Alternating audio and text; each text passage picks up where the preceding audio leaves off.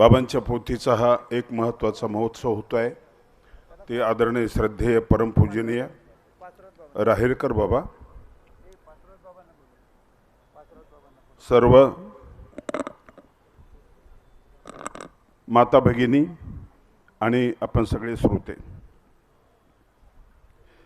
मी मोबाईलवर 4-5 ओळी लिहिले होत्या, कारण हा अचानक चेंडू माझ्याकडे आला। मला विषय वेगळा द्यायला होता, पण ते बारगळलं आमचं जैसा मोबाईलचा डिलीट होऊन गेलं ते। त्यानंतर खालच्या लोकांमध्ये जाऊन बसलो, मला फार आनंद वाटला। मी आमच्या नितीनदादांना उदाहरण दिलं, मोदी वर आहेत तर वर आहेत, चांगलं आहे, आनंद आहे, पण मोदी पाण्यामध्ये जातात द्वारकेमध्ये, त्यावेळेस खाली गेल्यानंतरही तिथला आनंद वेगळा आहे। तो वरच्या आनंदापेक्षा मोठा आनंद आहे, कारण तिथं कृष्णाची मूर्ती दिसली त्यांना। मग मी खाली बसलो। हरिपाल दादा म्हटलं चहा घेता का? म्हटलं चालेल। चहा घ्यायचा, आदरणीय राहिरकर बाबांनी वर बोलवलं आणि चहा सगळ्यांच्या समोर घेतला। मला संकोच वाटला, जैसा चहाच्या कपाचा।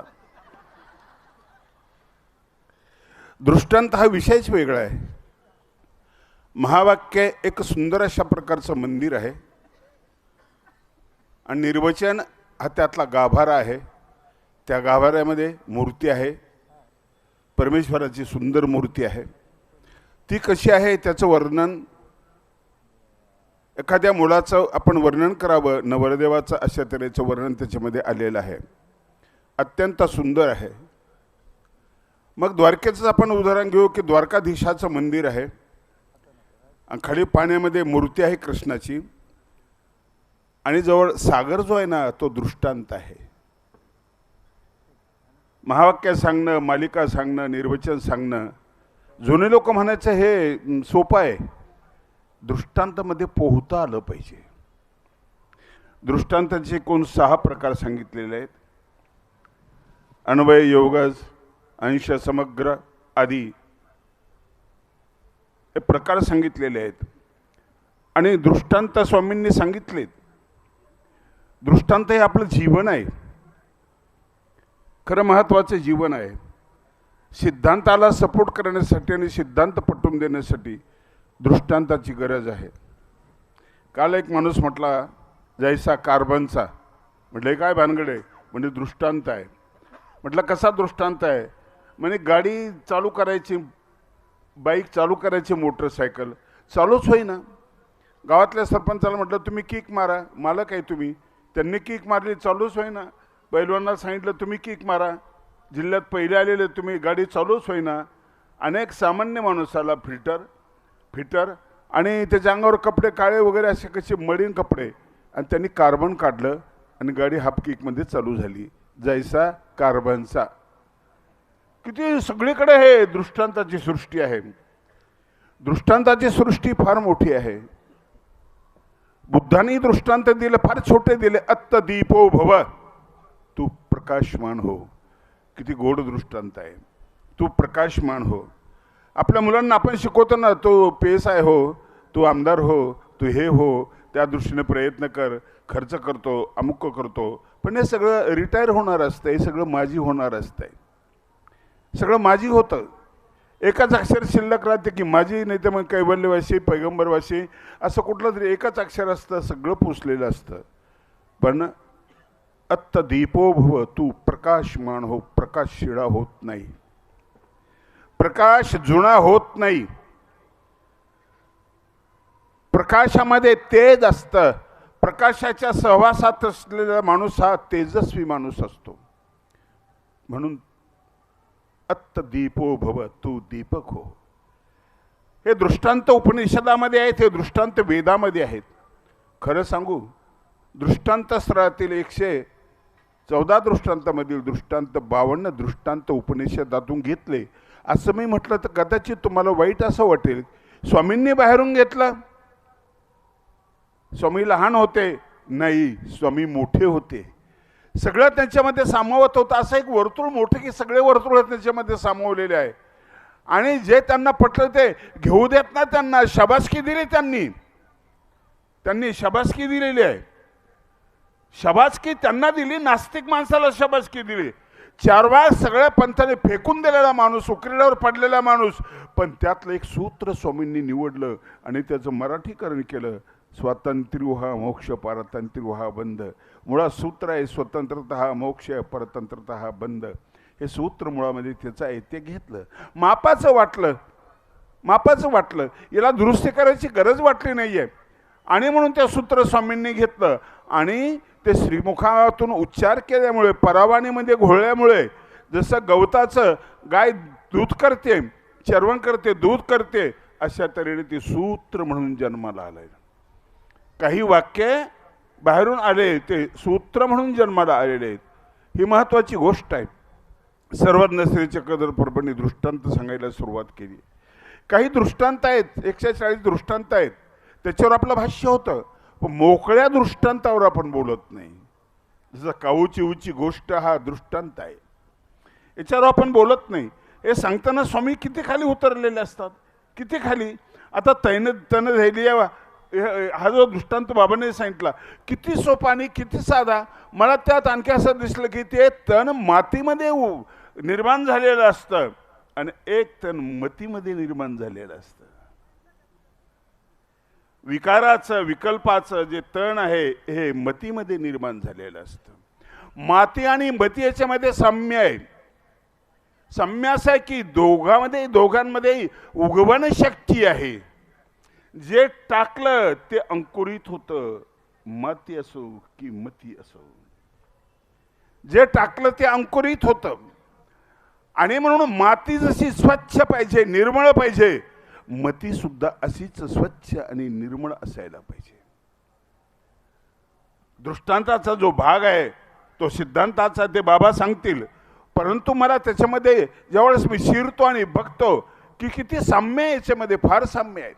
मतीला दुरुस्त करणारा हा दृष्टांत आहे, मतीला दुरुस्त करणारा. आणि मग दृष्टांत तुम्हाला इसाप नीतीमध्ये सांगतील, सापडतील, तुम्हाला पंचतंत्रामध्ये दृष्टांत सापडतील. सगळीकडे हे विखुरलेले आहेत. एखादा मुद्दा तुम्हाला समजावून सांगायचा ना, त्यासाठी दृष्टांताचा उपयोग केलेला असतो. सामान्य माणसाला सूत्र नाही सांगता येत. तिथं बुद्धी लागते, फार मोठी बुद्धी लागते. त्याला टीका नाही कळणार, फार मोठी बुद्धी लागते. आणि दृष्टांत गोष्टी सगळ्यांनाच कळत असतात. आजीच्या बटव्यातील एक एक गोष्ट तुम्ही लहानपणी ऐकलेली आहे आणि ती आजही ठसलेली आहे, तुमच्यावर ठसलेली आहे. मी पंचतंत्रामधली एक गोष्ट सांगतो, दृष्टांताचा आहे तो. मुद्दा असा आहे की एक सिंह असतो आणि तो म्हातारा झालेला असतो, त्याच्याकडून शिकार होत नाही, पळणं होत नाही. कोल्याला बोलवतो, कोल्याला म्हणतो, कोल्या अरे मला मदत कर रे, मी मरून जाईल उपाशी. मी शिकार फाडू शकतो पण त्याला पकडू शकत नाही, मला पळता येत नाही. कर प्रयत्न तेवढा, अर्धा आपण विभाग करून घेऊ. कोला गाढवाकडे जातो, गाढव गावात असतं, उकरड्यावर चरत असतं.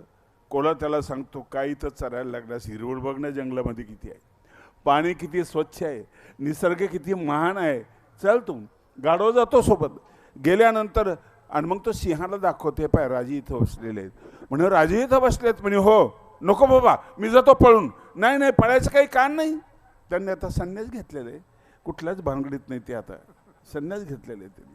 गोष्ट अगदी सोपी आणि साधी. पण ज्यावेळेस त्याला सांगितलं की तू नमस्कार करायला जा, आणि नमस्कार करायला तू जातो ना, थोडा सावधच असतो. पहिली भेट असते ना, मग त्या सिंहाने त्याला पंजा मारलेला असतो, तो पटकन मागे सरकतो आणि पळून जातो. अरे कोल्या परत त्याला आणणार आहे, म्हणजे आता कसा येईल तो, तुम्ही थोडं बसू द्यायचं, विचारायचं मंडळी कशी आहे, परिवार सगळा चांगला आहे ना, निक्याने असते ना सगळे, असं काही विचारायचं. मग तुम्ही एकदमच घाईच केली, काही करतो त्याला आण. कोल्हा गेला, हा बुद्धिमान आहे. कोल्याला बघितल्याबरोबर त्यांनी काय केलं, कोल्याला बघितल्याबरोबर त्यांनी आपले मागचे पाय ताट केले.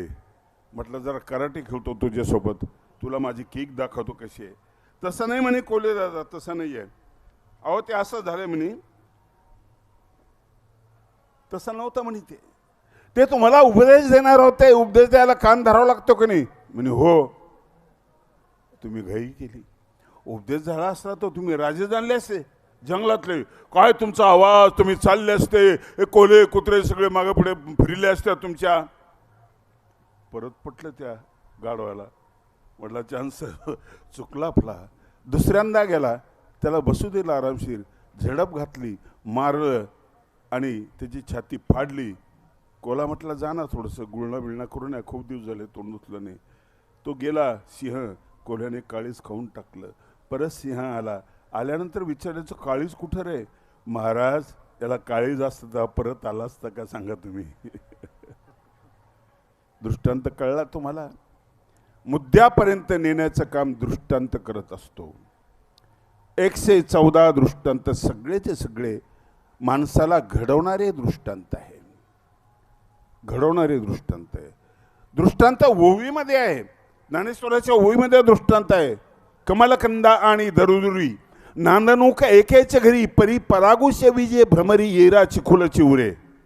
मूर्तिप्रकाश हा ग्रंथ ज्ञानेश्वरीच्या अगोदरचा आहे. त्यांनी कोंबडी वापरलेली. पाणी असोनी पान कुकडी, त्यांनी कोंबडी हा वापरलेला आहे. मी तर म्हणेल की तोच प्रभाव ज्ञानेश्वरीवर असण्याची शक्यता आहे. त्यांनी दरदुरी म्हणजे बेंडकी वापरलेली आहे. दृष्टांत ओवीमध्ये आहेत, दृष्टांत अभंगामध्ये आहेत, दृष्टांत गोष्टीमध्ये आहे. सगळीकडे दृष्टांत असे विखुरलेले आहेत. सगळीकडे विखुरलेले दृष्टांत. काल मी स्वामींच्या एका दृष्टांतावर बोललो आणि त्यात कविता करून बोललो मी. माझी गंजलेली सुरी, माझी गंजलेली सुरी, देवा घेना तातरी, देवा घेना तातरी, उजळू दे जीने माझे, चक्रधरा चक्रधरा चक्रधरा चक्रधरा, माझी गंजलेली सुरी. सुरीचा दृष्टांत त्याच्यावर बोललो मी काल. अडगळीला पडलेली सुरी, तमाच्या अडगळीमध्ये पडलेला जीव. स्वामी दृष्टांत सांगतात ना, सुरीत माणूस टाकतात, माणसात सुरी टाकतात आणि माणसाला तेजस्वी व्हावं म्हणून सुरीचा दृष्टांत सांगतात. वाकडं तिकडं राहू नये माणसाने, सरळ व्हावं म्हणून सुरीचा दृष्टांत सांगतात.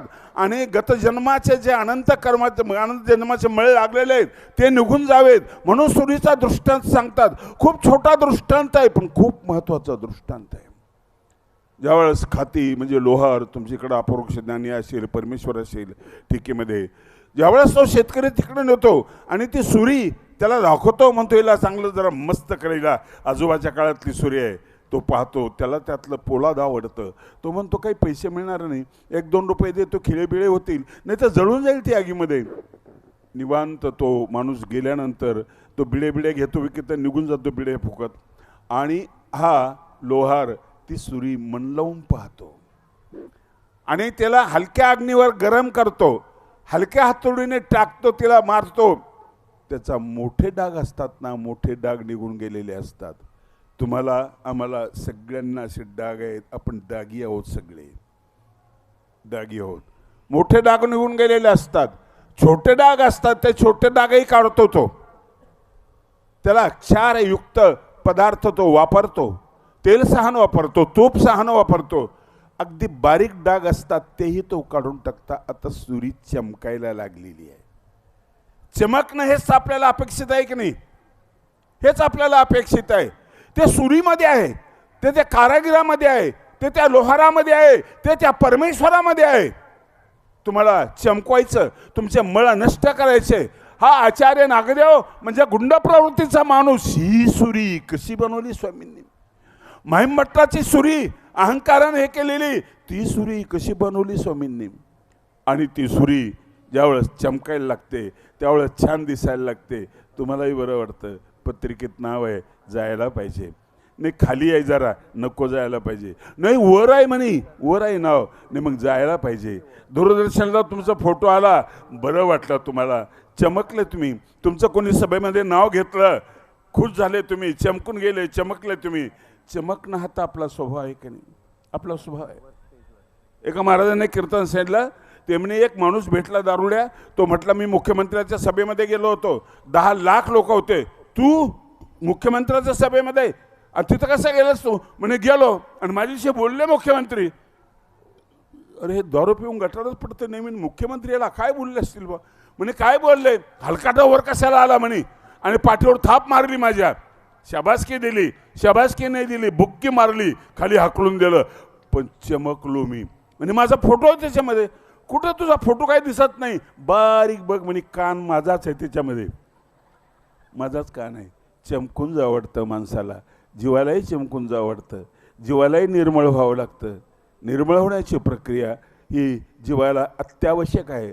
प्रभू श्री चक्रधर स्वामी जीवाला निर्मळ होण्यासाठी आणि चमकून जाण्यासाठी किती प्रयत्न करतात.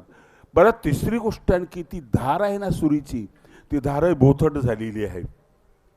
धार बोथट झाली, ते किचनमध्ये आपण लगेच चाकू बदलून आणतो. बोथट धार आपल्याला चालत नाही.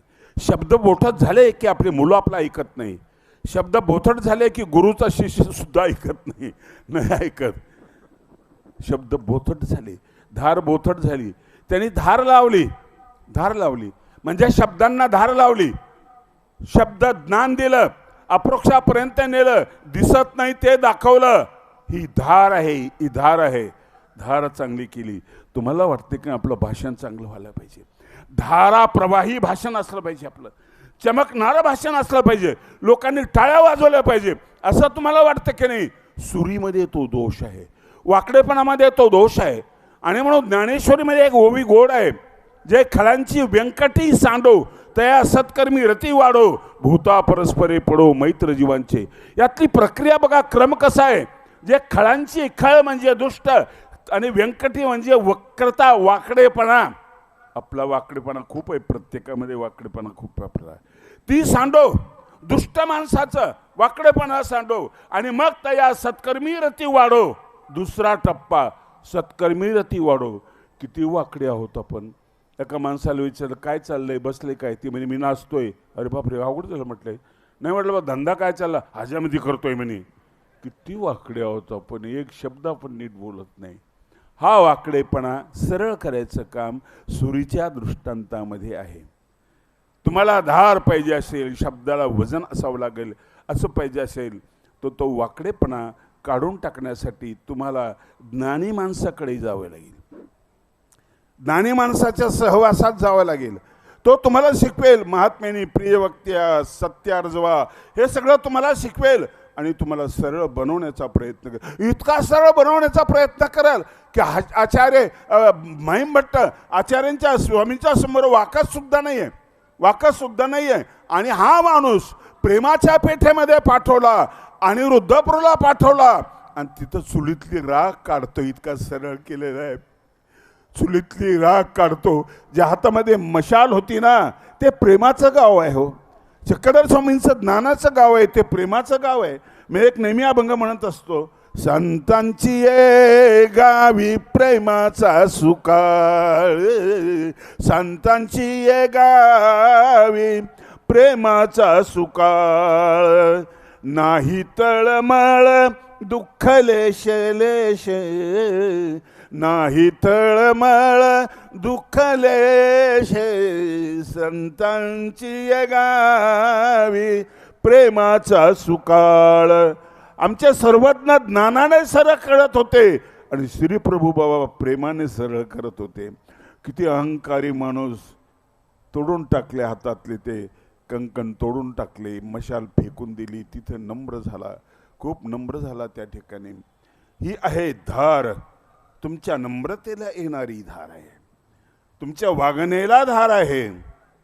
सुरी तयार होत होती, आपणही असंच आहोत. गुरुकडे जातो ना, त्यावेळेस एक एक मळ आपला निघून जातो. मी गुरुकुलमध्ये गेलो ना, त्यावेळेस मी मराठवाड्याचा माणूस, गुरं सांभाळणारा माणूस, 17 वर्षे शाळा मला माहिती नाही आहे. मग तिथं गेलो मी कोप म्हणायचो, चहाचा कोप कुठं ठेवला? मुलं म्हणायचे कोप नाही म्हणायचं रे, कप म्हणायचंय. केलं मला सरळ. मी म्हणायचो परभाऱ्याच कुठले कामं करते रे तुम्ही? ते म्हटले परभाऱ्या नाही म्हणायचं, परस्परे म्हणायचं. धीरे धीरे कळायला लागलं. एक एक मळ असा निघून चाललो, निघून गेले. असे काही शब्द माझे होते, विचित्र शब्द. ज्ञानी माणसाकडे गेले की तुमचे शब्द दुरुस्त होतील आणि एक एक मळ निघून जाईल. तुम्ही सरळ व्हाल आणि चमकणारी सुरी तुम्ही तयार व्हाल. आता सुरीचा प्रवास झाला अडणी याच्यापासून, अडगळणीपासून. गंजलेली होती, खराब झालेली होती. चिंता करू नका, तुम्ही सुद्धा तसे असले तर दुरुस्त व्हाल. अपइच्छाच सुदुराचारो भजते मामनन्य भाग. प्रवास सुरू झाला तिथून. कोणी लक्ष देत नव्हतं, तिथून सुरू झाला. आता तुम्ही लक्ष द्यायला लागले, तुम्ही अभ्यास करायला लागले आणि तुम्हाला चमक आली आणि मग लोक हे करायला लागले. सुरुवातीला मी लक्ष दिलं नाही राहुलदाकडे, पण छान बोलायला लागले. त्यांच्याकडे मी सुरुवातीला लक्ष दिलं नाही नितीनदादाकडे, पण छान बोलायला लागले. आणि आमचे याचे शाहीर ते छान एक एक माणूस नवीन दिसतो आणि छान बोलतो आणि चमकतो आणि मग मी त्याला महाचिंतनेमध्ये घेतो.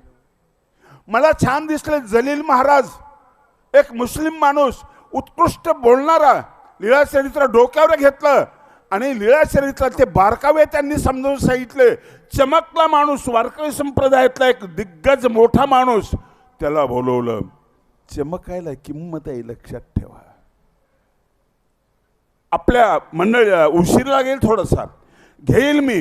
यावर्षी एक वडनेर भोजनचे वैरगे बाबा घेतले आणि यावर्षी आष्टोरकर बाबा घेतले. अप्रतिम बोलले, अप्रतिम बोलले. सुरी तयार झालेली आहे, डाग निघून गेलेले आहेत. आता मूठ बसवायची गोष्ट थोडी लांब आहे. मूठ बसवायची ते कशी बसवायची? नक्षीदार मूठ बसवायची, त्याला डिझाईन असलं पाहिजे. तुमच्या उशीच्या खोळीवर सुद्धा नक्षीदार वेलबुट्टी असली पाहिजे. सुखी निद्रा नाही आली तरी लिहावं लागतं, सुखी निद्रा लिहावं लागतं.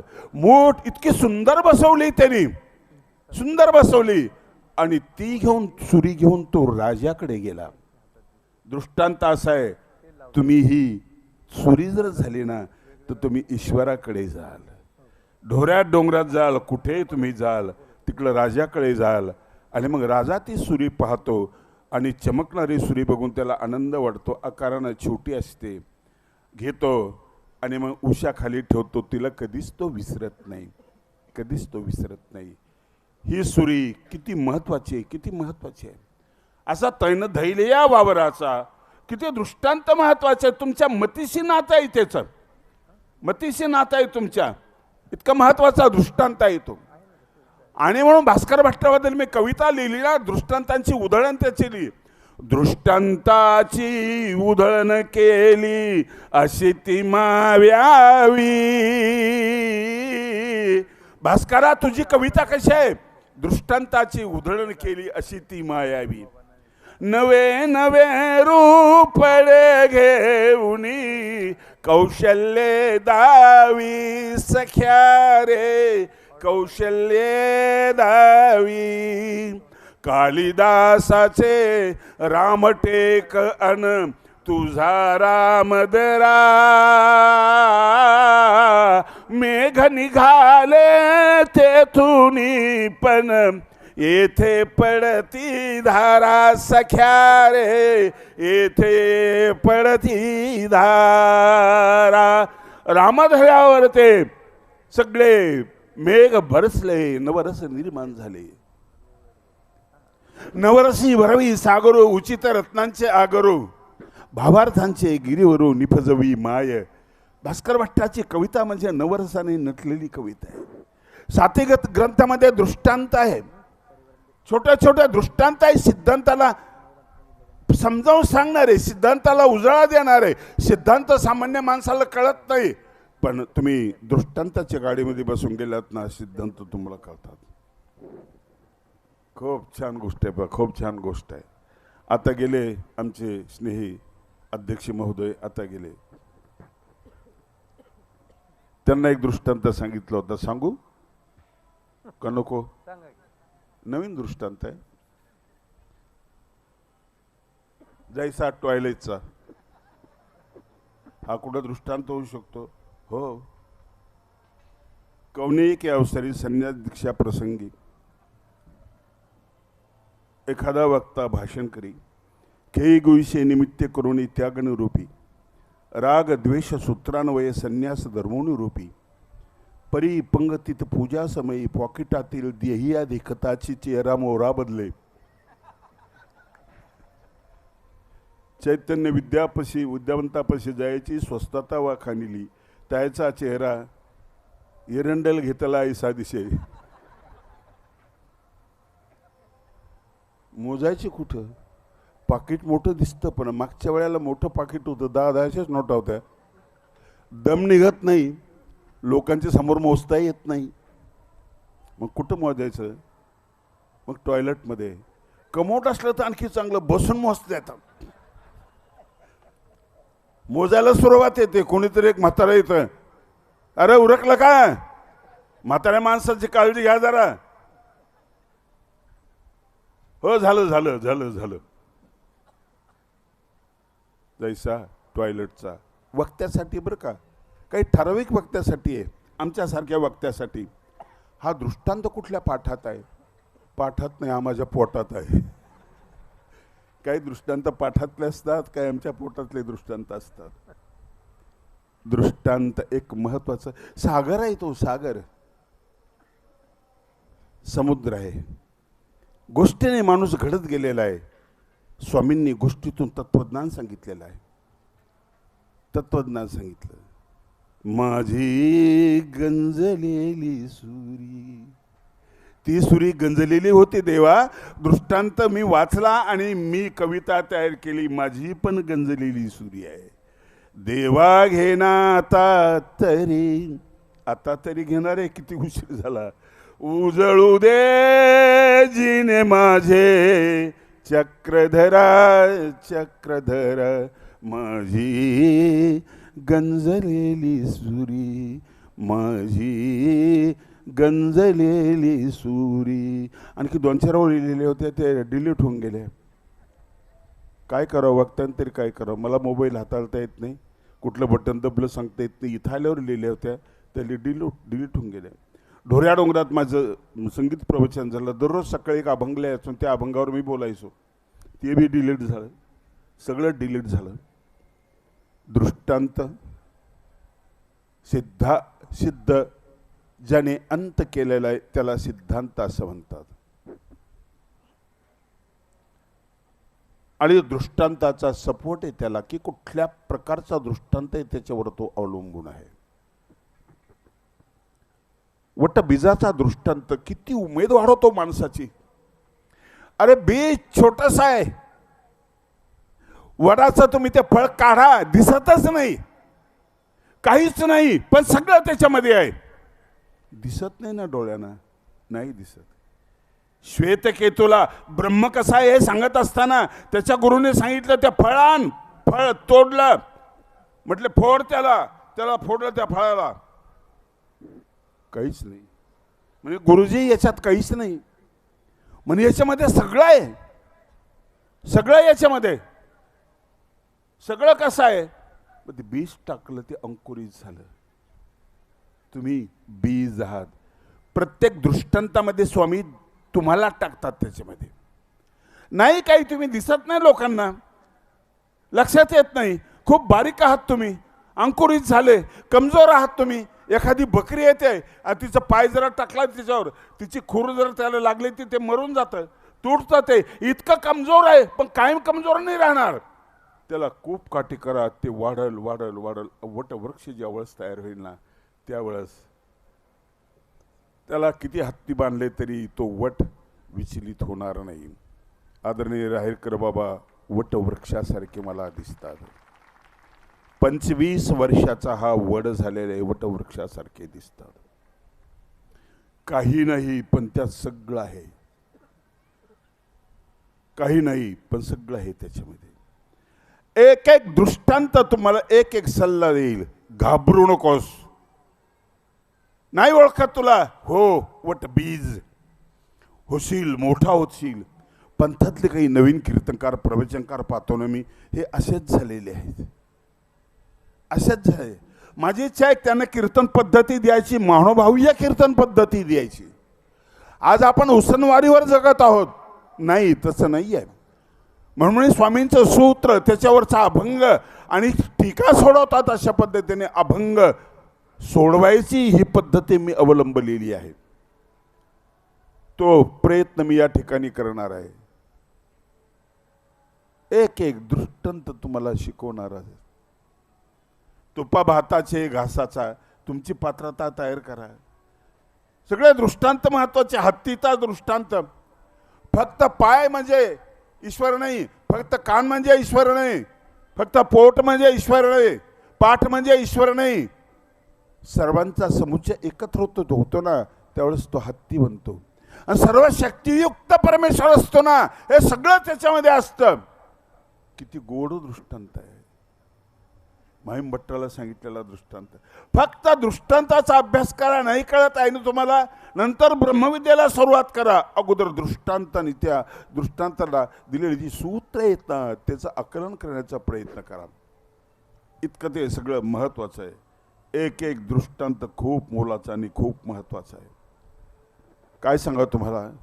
आणि म्हणून जसं ज्ञानेश्वरीचं मी उदाहरण दिलं, तुम्हाला भास्कर भट्टाचं उदाहरण दिलं. पक्षामध्ये दृष्टांत आलेले आहेत, प्रयोगामध्ये दृष्टांत आलेले आहेत. दृष्टांताशिवाय आपला अभ्यास होऊ शकत नाही. दृष्टांत अभ्यासाला सोपं करतो, खूप सोपं करतो अभ्यासाला दृष्टांत. म्हणून दृष्टांत पाठ बाबांची टीका मी ऐकली, अतिशय चांगली वाटली. आणि ऐकता ऐकता मती आणि मातीची तुलना मी करायला लागलो. एकच माती हो, तिथे एक झाड लावा तुम्ही आंब्याचं, गोड बनवते. त्याला काढून टाका, तिथं कारल्याचं बीज टाका, कडू बनवते. त्यालाही काढून टाका, टमाटर टाका, त्याला आंबट बनवते.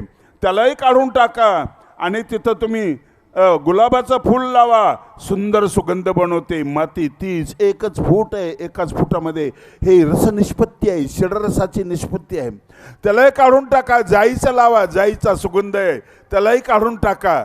मती अशीच आहे आपली, मती अशीच आहे. एकाएकाची प्रतिभा फुलत जाते, लक्षात ठेवा. मती आहे. जगदीश खेपुडकरांना विचारलं की एक गाणं पाहिजे आम्हाला. ते म्हटलं विषय कुठला. म्हटलं विषय कुठलाच नाहीये, लोक गाणं ऐकून धुंद झाले पाहिजे. एवढीच जागा सापडली त्यांना. धुंदी कळ्यांना, धुंदी फुलांना, शब्दरूप आले मुख्या भावनांना. धुंदी कळ्यांना. मती, काहींची मती अशी असते. भास्कर भट्टाची मती लिंबू खाली येईपर्यंत एक श्लोक लिहित होते. आम्हाला जर कोणी सांगितलं लिंबू नाही स्कायलअप खाली पडायला लागलं, लिहे काहीतरी, आमच्याकडून कणणं सुद्धा होणार नाही. ही एक प्रतिभा असते, ही प्रतिभा असते. म्हणून माती आणि मती सारखी असते. मातीवर श्रीमंत होतो ना माणूस, मतीवर माणूस श्रीमंत होतो. मातीवर श्रीमंत होतो. बंगला बांधला, कुठून बांधला, कापूस झाला, आणखी काय ऊस झाला. मी श्रीमंत माणूस आहे, मी मोठा माणूस आहे. कशामुळे? मातीमुळे. हे नसतं तर कुठून श्रीमंत झाला असतं. लोक माझा सत्कार करतात, अमुक करतात, तमुक करतात, माझ्या ग्रंथावर PhD करतात, सगळं करतात. कशामुळे? मतीमुळे. मतीमुळे. मतीच नसली तर काय केलं असतं, काय केलं असतं. मला तेवढी मती नाही, पण थोडीशी आहे. तर ज्ञानोबा तुकाराम मिळाला, माझ्या कादंबरीला पुरस्कार मिळाला. ही माझी शेती आहे. म्हणून लोक मला विचारतात परिवार किती आहे तुमच्याकडे. मी सांगतो थोडा आहे. माझा आचार, विचार आणि उच्चार हाच माझा परिवार आहे. माझ्या परिवाराला विचारा. परिवार माझ्या पुस्तकं आहेत. माझा स्वभाव विचारा. कादंबरी वाचा, माझा स्वभाव विचारा. अभंग वाचा, माझा स्वभाव त्याला विचारा. ओथंबा वाचा, तिथं अस्थिपरी तुम्हाला दिसेल. हा सगळा माझा परिवार आहे. माझ्यापेक्षा मतिमान असलेली या ठिकाणची माणसं आहेत. अर्जुनाला मतिमान म्हटलेलं आहे भगवंतानी. या ठिकाणी मतिमान असलेली माणसं आहेत. केवढी उपज आहे त्यांच्याकडे. आज रायरकर बाबांचा ब्रह्मविद्येचा व्यासंग इतका मोठा आहे, आमचा नाही होत एवढा. फार मोठा व्यासंग आहे. आणि सांगण्याची एक ढब आहे, एक हातवटी वेगळी सांगण्याची, समजावून सांगण्याची. संसार आणि परमार्थ दोन्ही गोष्टी ते समजावून सांगतात. म्हणून ते सांगतात ती ब्रह्मविद्या म्हणजे जाणवी आहे, गंगा आहे, दोन्ही थड्याला स्पर्श करते. इकडे संसाराचा काट आहे, इकडं परमार्थाचा काठ आहे. आणि त्या दृष्टांताची नाव टाकून त्यांनी यावेळेस जे दृष्टांतसाराचं व्याख्यान केलेलं आहे, अत्यंत महत्त्वाचं व्याख्यान केलेलं आहे. तुम्ही तर ऐकलं आहे, मी एक दृष्टांत ऐकलेलं आहे फक्त. आणि यातला आजचा दृष्टांत मला या अर्थानं आवडला आहे. तुम्हाला कुठल्या अर्थानं घ्यायचं आहे, तुमच्यामध्ये निफज काय झाला पाहिजे. कर्मभूमी एक करिता एक निमे एक निफजे. निमे ते जाऊ द्या, निफज काय, आपण काय करू शकतो याचं लक्षात ठेवा. तुम्ही काय करू शकता, फक्त मोबाईलच वापरू शकता रात्रभर. मती कामाची नाही, तुम्ही काही निर्माण करू शकणार नाही. खेबोडकरांनी धुंद शब्द ऐकला आणि त्याने कविता तयार केली. ही जी प्रतिभा आहे ना, प्रतिभा चौकटीच्या बाहेरून येते, मध्ये घुसते आणि मध्ये घुसून त्या तत्वाला ती असं पुलकित करते, त्याला फुलवत असते त्याला. दृष्टांत बाहेरचेच आहेत, बरेच दृष्टांत बाहेरचे आहेत. मोकळे दृष्टांत आहेत, छोटे छोटे दृष्टांत आहेत. मुंगळ्याचा दृष्टांत, माकोड्याचा दृष्टांत मी वाचला. मी त्याच्यावर भारूड करणार आहे. मुंगळा मुंगळा चावला, मला मुंगळा चावला. मी आता मोबाईल बसताना ते लिहिलं, पुढचं लिहायचं ते मोबाईलच चालणार माझा. मुंगळा झाडावर जातो, खाली येतो, बारीक सारीक किडे खातो आणि त्याच्यामुळे तुमचे वृक्ष झाड जे आहे ना हे मस्त राहतात, निरोगी राहतात. किड्यापासून त्याला तो वाचवतो. आणि तो फिरतो पाहतो तर काय पाहतो, तो अशुद्ध पाहतो आणि माणसाजवळ येतो. माणसाचं रक्त त्याला दिसलं, चाटायला लागतो, चावतो. किती निष्ठा आहे त्याची, चावतो तो. आम्ही धरसोड करतो. एका माणसाने दीक्षा घेतली, संसारात काहीच खरं नाही म्हणे, म्हणजे त्याग नव्हता, वैताग होता. दीक्षेचे 2 प्रकार आहेत. एका घराने सोडलेला असतो आणि एक घर सोडलेला असतो. घराने सोडलेले बरेच असतात. म्हटलं आपल्याला बघायचंच नाही, बायकोचं थोबाड बघायचं नाही. माझ्या देखत फोन केला, तुझा थोबाड बघणार नाही. ती म्हणे बघू नका, मी कधीच येणार नाही, मरून जाईन, मी तुला भेटणार नाही. 8-10 दिवस राहिला. मार्गाचं खाळं पाणी खाल्लं. ती सकाळची उठणं, ती बाबाचा त्रास, सकाळी उठा 6 वाजता, दंडोत घाला, हे सगळं करा. खायला काही घरच्यासारखं गरम नाही, थंड पाणी आंघोळीला. मग एक दिवशी विचार आला, नाही ती राकट होती पण तशी जीवला होत होती, स्वभावानं चांगली होती ती. हा परतीचा प्रवास आहे. मुंगळा परतीचा प्रवास करत नाही. किती छोटा दृष्टांत आहे फक्त. मुंगळा पकडला म्हणजे पकडला, कोणाला सांगा, नाही सोडत तो. तुम्ही त्याला ओढा, मागचा अर्धा भाग धरून ओढा, तुटल पण सोडत नाही. निष्ठा याच्यासारखी असावी की नाही हे सांगणारा मुंगळा सुद्धा कळू दे ना आम्हाला. मी लिहिणार आहे, त्याच्यावर भारूड करणार आहे. मुंगळा चावला, मला मुंगळा चावला. तुटतो आणि उपसून काढल्यानंतर तुमचा चांबडं बाहेर काढतो. मागची ट्रॉली निघून गेलेली असती, बिना ट्रॉलीचा प्रवास करतो. तो बघितलं की नाही मुंगळा तुम्ही, मागचा तुटल्यानंतर प्रवास करतो. किती जिद्दी आहे होतो. अरे मुंगळ्याकडे बघणं, किती जिद्दी आहे तो मुंगळा. दृष्टांतावर खूप बोलण्यासारखं आहे, खूप बोलण्यासारखं आहे. नितीन दादांना म्हटलं, मला जीवनमूल्यावर बोलायला सांगितलं. अचानक वेळेवर हा हे दृष्टांताचा विषय आला, हा चेंडू आला, कशी बॅट मारू. ते म्हणजे तुम्ही मारा, चालते, ते काही होऊन जाते, काही हरकत नाही आहे. म्हणजे जीवनमूल्यावर मी चांगलं बोललो असतो, पण आता विषय आहे दृष्टांताचा विषय. सगळे दृष्टांतावर बोलून गेले म्हणून बोलण्याचा प्रयत्न केला. मला वाटतं बराच अर्धा 1 तास झाला असेल. नाही पुरे बाबा, पुरे.